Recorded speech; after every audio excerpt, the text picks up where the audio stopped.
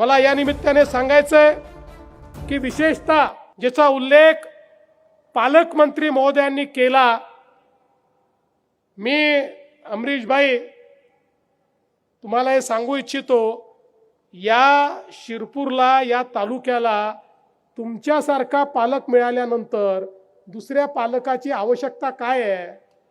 पण पालक म्हणून नाही, या तालुक्याचा एक भाऊ म्हणून, तुमचा एक लहान भाऊ म्हणून या सगळ्या विकासामध्ये तुम्हाला जिथे जिथे माझ्या मदतीची गरज पडेल, मी पूर्ण शक्तीने तुमच्या सोबत, आपल्या आमदार साहेबांसोबत या ठिकाणी निश्चितपणे उभा आहे.